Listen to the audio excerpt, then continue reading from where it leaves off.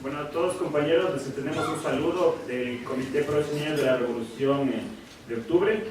Justamente hoy, en este mes, se celebran 100 años de este gran acontecimiento. Como representante del comité tenemos a Vladimir Paguay, que nos va a dar una bienvenida y una presentación de este evento.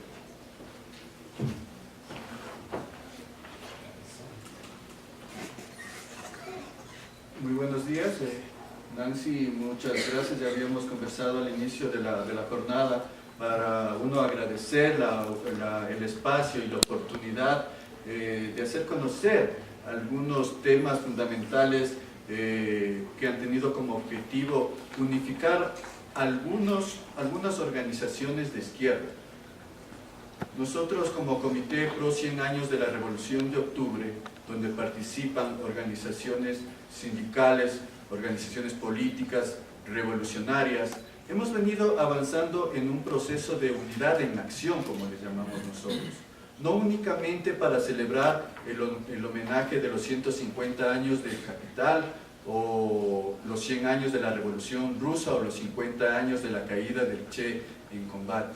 Más bien es una propuesta a muy largo plazo, donde prácticamente queremos recuperar el discurso de la izquierda concebida desde los sectores populares, desde las organizaciones sociales específicamente, y desde los partidos de izquierda como tal. Dentro del Comité Pro 100 años de la Revolución de Octubre tenemos organizaciones como el Partido Comunista del Ecuador, el Movimiento de Izquierda Revolucionaria, están compañeros de Hablo-Uma, están los compañeros de algunos centros culturales que hemos participado no únicamente con estas tres actividades o tres ponencias o tres ejes transversales de las temáticas que hemos mencionado, hemos querido llevar hacia los sectores populares, porque es ahí donde prácticamente hemos perdido, la izquierda ha perdido un poco de ligazón con las masas populares. Es por eso que nosotros desde el Comité Pro 100 años de la Revolución de Octubre hemos venido impulsando una serie de actividades no únicamente académicas, sino culturales en los barrios populares del sector de Quito. Hay una gran recepción, la gente tiene todavía la esperanza de que las cosas cambien, de tener un nuevo rumbo, de soñar con un mundo mejor. Y hoy estamos aquí en la Facultad de Economía, también con los estudiantes, para plantearles que verdaderamente hay una salida. No únicamente el capitalismo es la solución de las sociedades. Hay sociedades mucho más avanzadas que a las que tenemos que llegar y a las que tenemos que organizarnos para tratar de alcanzarlas. Es por eso, compañeros, que hemos organizado toda esta serie de actividades, y muchas gracias por su presencia. Y queremos hacerles una cordial invitación a seguir participando dentro de las actividades del Comité Pro 100 años de la Revolución de Octubre. Hoy, a las 5 de la tarde, tenemos en comunicación social el tema la vigencia de la Revolución Rusa en la actualidad. A las 6 de la tarde tenemos el lanzamiento del libro 100 años de la Revolución de Octubre. Y el día lunes, en cambio, tenemos la inauguración del Festival Revolucionario, que va a ser en la Casa de la Cultura Ecuatoriana. Les hacemos una cordial invitación a todos ustedes y muchas gracias.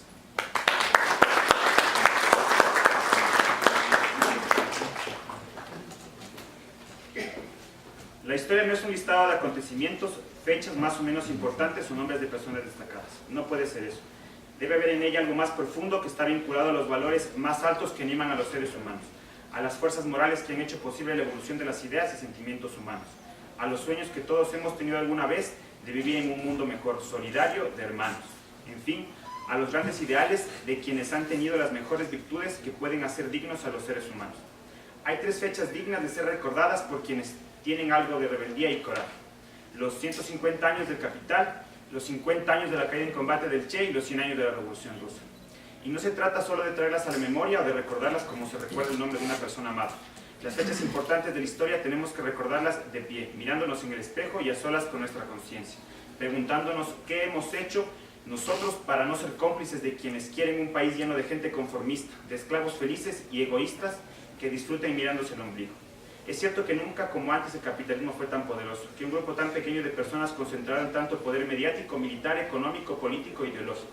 Pero también es cierto que nunca como hoy las cosas tuvieron tan claras para darnos cuenta de quiénes son los que destruyen nuestras posibilidades de vivir como seres humanos. Decía Nikolai Ostrovsky en su libro Así se templó el acero: lo más preciado que posee el hombre es la vida. Se lo otorga una sola vez y hay que saber vivirla de modo que al final de los días no se sienta pesar por los años pasados en vano, para que no exista una angustia por el tiempo perdido y para que al morir se pueda exclamar: toda mi vida y todas mis fuerzas han sido entregadas a la causa más noble en este mundo, la lucha por la liberación de la humanidad. A continuación tenemos la presentación de Nancy Medina, así que continuamos con los expositores. Profesor.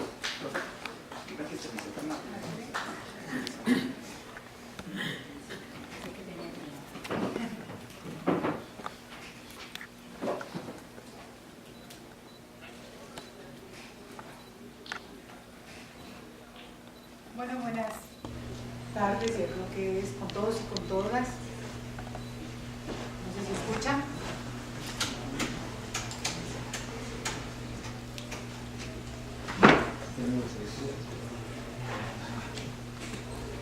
Bueno, buenas tardes, los señores de la mesa directiva, nuestro gran maestro que está aquí, ¿no es cierto?, ha venido a visitarnos, sea bienvenido.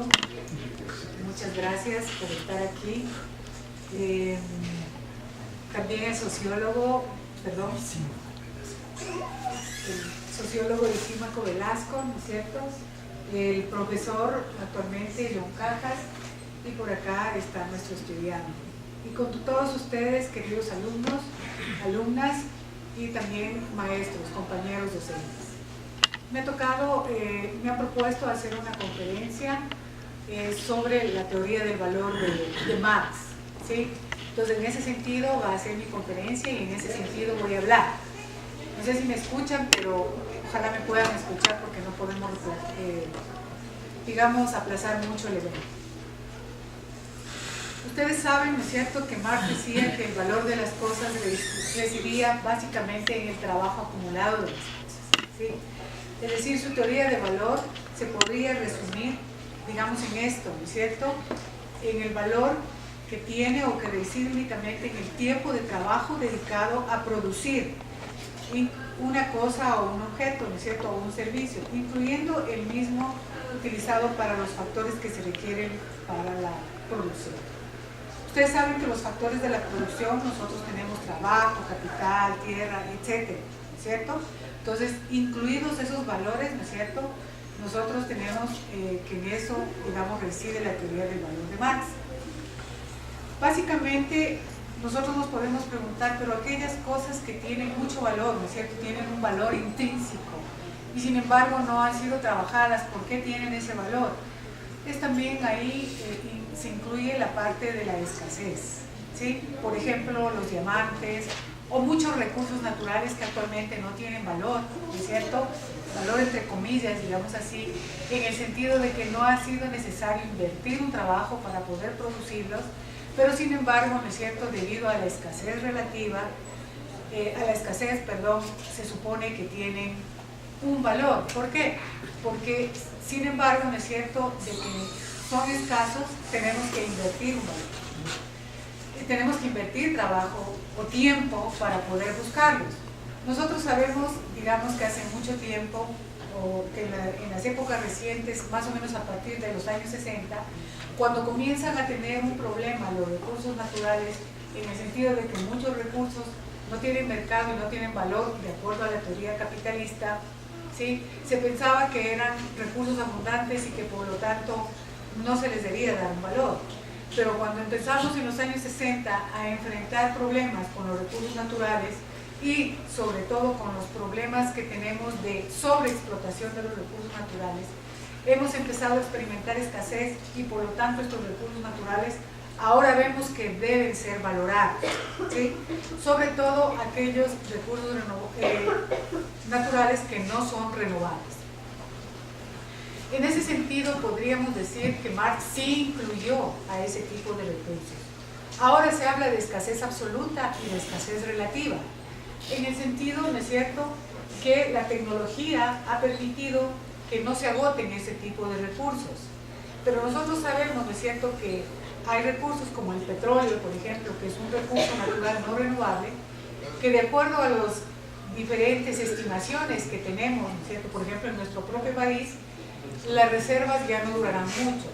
Y es inevitable si se siguen con las tasas de explotación que se mantienen en los momentos actuales. Entonces, bajo ese punto de vista, cuando nosotros hablamos de estos bienes, ¿no es cierto?, parecería que la teoría de Marx no los está incluyendo a este tipo de bienes. Pero en realidad sí los incluye hablar justamente de la escasez. En este sentido, digamos, Marx también nos hablaba de la plusvalía, ¿no es cierto?, de la plusvalía, que en cierta forma es la que sostiene al sistema capitalista en el sentido de los factores de acumulación. Y él decía, ¿no es cierto?, formulaba observaciones sustanciales con respecto al deterioro que tiene el salario, ¿sí?, y especialmente en la actualidad. El modelo neoliberal generalizó esta restricción al intensificar la competencia internacional, la apertura comercial, la presión por menores costos y el imperio de la competitividad. Son utilizados en sí para tachar, ¿no es cierto?, los ingresos populares en todos los países. Los patrones siempre recurren al chantaje de la relocalización de las plantas o los desplazamientos efectivos de la industria para abaratar la fuerza de trabajo. Ustedes saben que actualmente, digamos, en el país tenemos un grave problema de desempleo. Y en ese sentido, ¿no es cierto?, la oferta, si dejamos, digamos, y hablamos de las fuerzas del mercado, que es lo que promulga, ¿no es cierto?, la teoría ortodoxa, en el sentido de la competencia que hay entre la demanda y la oferta, ¿sí? En ese sentido, nosotros diríamos que en este momento tenemos... ¿Está bien? Bien. Digamos, en ese sentido de esta teoría, digamos que tenemos en este momento exceso de oferta de trabajo y por lo tanto los salarios disminuyen, ¿sí?, sin considerar justamente, ¿no es cierto?, este valor que es creado por el trabajo, es decir, que no tiene una remuneración justa, ¿sí? La plusvalía ha sido como el elemento fundamental justamente para ayudar en el proceso de acumulación del sistema capitalista. Bueno, entonces en este sentido, Marx de lo que hablaba es que existe un atropello, ¿no es cierto?, que obedece a las crecientes tasas de explotación que exige la acumulación, como les había dicho. En esta precisión cabe distinguir, ¿no es cierto?, el trabajo de la fuerza de trabajo. Al separar las labores necesarias de los excedentes y al registrar qué porción de la jornada laboral se remunera efectivamente al dueño, digamos, en el dueño de la empresa y de su fuerza laboral. Con esa exposición ilustró cómo opera la apropiación patronal del trabajo ajeno. Señaló que esa confiscación queda enmascarada por la novedosa coerción económica que impera bajo el capitalismo.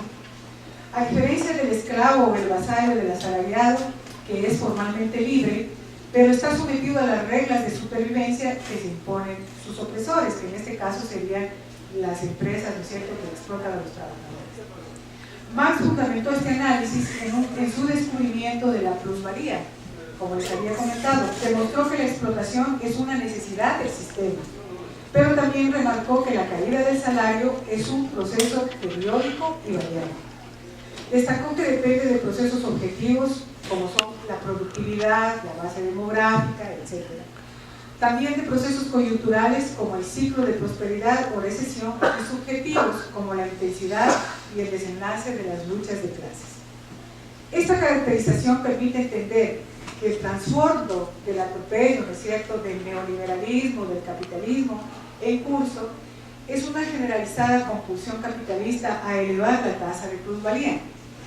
Indica también que la intensidad y el alcance de esa agresión están determinados por las condiciones económicas y sociales vigentes de cada país.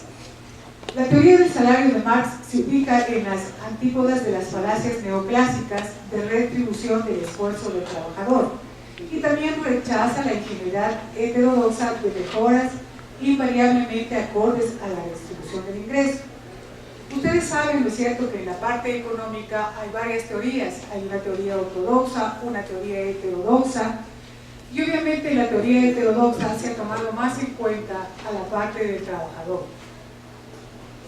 En el sentido, ¿no es cierto?, que digamos sobre todo de la determinación del valor de las mercancías. Entonces son diferentes teorías que se han dado, pero en la teoría ortodoxa básicamente lo que se defiende es el mercado en sí, ¿no es cierto?, es decir, la demanda y la oferta, que son las fuerzas laborales. En la etapa, digamos, actual del capitalismo, el salario sigue bajando y ustedes saben que hay formas precarias de trabajo, ¿no es cierto?, que quizá en los años anteriores, digamos en la época del correísmo, hubo un decreto que terminó con estas formas de precarización de las formas laborales, ¿sí?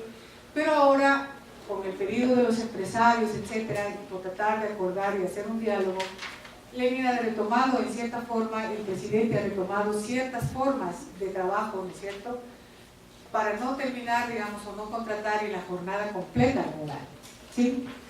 Pero en este sentido, nosotros tenemos que hay una precarización justamente de la fuerza laboral. Entonces nosotros vemos ahí, ¿no es cierto?, en la parte de la teoría del valor de Marx, que habla, ¿no es cierto?, de aspectos que cada vez nosotros vemos que se están generando, digamos, en la época actual.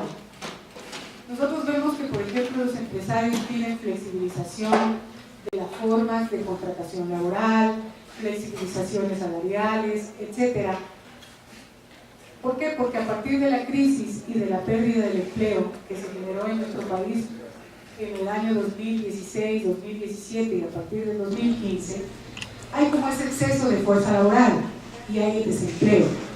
Entonces, en ese sentido, al no tener planteamientos alternos que permitan, obviamente, reconocer el justo esfuerzo del trabajador, ¿cierto?, dentro de su trabajo para poder contribuir, digamos, al valor de las mercancías. En ese sentido, hay, como quien diría, ¿no es cierto?, un aprovechamiento para poder flexibilizar estas formas. Pero nosotros sabemos que la creación de valor es a partir del trabajo. Bueno, eso era lo que les quería comentar con respecto a la teoría del valor. Ustedes deben saber muy bien, ¿no es cierto?, lo que está planteando Marx, cómo se dan las transformaciones después de Marx de la teoría económica, sobre todo con respecto al trabajo, de la mano invisible, ¿no es cierto?, que trata de resolver que toda la distribución de recursos se debe hacer a través del mercado y que es el mercado el mejor asignador de los recursos, ¿no es cierto?, dentro de la teoría clásica. Entonces nosotros vemos, ¿no es cierto?, que Marx defiende a la clase trabajadora porque obviamente son ellos los que generan valor, ¿sí?, y generan la plusvalía, que es el sustento, en cierta forma, de los procesos de acumulación del capital. Bien, eso era lo que quería hablar. No sé si tengan... Creo que van a ver preguntas.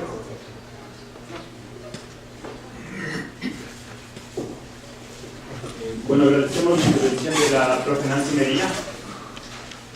La parte del capital donde Marx trata el tema de la jornada laboral narra cómo en aquel tiempo en las fábricas europeas, así como sucede hoy en las maquilas y construcciones actuales, los trabajadores eran cruelmente explotados en extenuantes jornadas laborales de 12, 18 y hasta de 24 y 27 horas. Muchos no pudieron soportar este ritmo de trabajo y morían en condiciones laborales pésimas, entre ellos millones de niños y mujeres, los cuales siempre recibieron menos paga que los hombres adultos. Esta situación solo pudo ser cambiada cuando los trabajadores se organizaron en huelgas y protestas y luchaban duramente contra sus patrones para reducir la jornada laboral. Muchos derramaron su sangre y entregaron su vida por esta causa, pero no fue en vano y hoy, gracias a esos valerosos obreros y obreras, tenemos una jornada laboral de 8 horas laborales. A continuación, Marx narra los hechos. ¿Qué se entiende por un día de trabajo? Menos, desde luego, de un día natural. ¿Cuánto menos? El capitalista tiene sus propias ideas sobre esta frontera necesaria de la jornada de trabajo. Como capitalista, él no es más que el capital personificado. Su alma es el alma del capital. Y el capital no tiene más que un instinto vital, el instinto de acrecentarse, de crear plusvalía, de absorber con su parte constante, es decir, los medios de producción, la mayor parte posible del trabajo excedente. El capital es trabajo muerto que no sabe cómo alimentarse, como los vampiros, más que chupando trabajo vivo, y que vive más cuanto más trabajo vivo chupa. El tiempo durante el cual trabaja el obrero es el tiempo durante el que el capitalista consume la fuerza de trabajo que compró. El afán del capitalista, como el de todo comprador, es sacar el mayor provecho posible del valor de uso de su mercancía. Una mercancía, la fuerza de trabajo que, como ninguna otra, tiene la capacidad de crear valor, más valor del que costó. Y más adelante dice: para defenderse contra la serpiente de sus tormentos, los obreros no tienen más remedio que apretar el cerco y arrancar como clase una ley del Estado, un obstáculo social insuperable que les impida a ellos mismos venderse y vender a su descendencia como carne de muerte y esclavitud mediante un contrato libre con el capital. Y así, donde antes se alzaba el pomposo catálogo de los derechos inalienables del hombre, aparece ahora la modesta Carta Magna de la jornada legal de trabajo, que establece, por fin, claramente dónde termina el tiempo vendido por el obrero y dónde empieza aquel del que él puede disponer. Cuán diferente es de lo que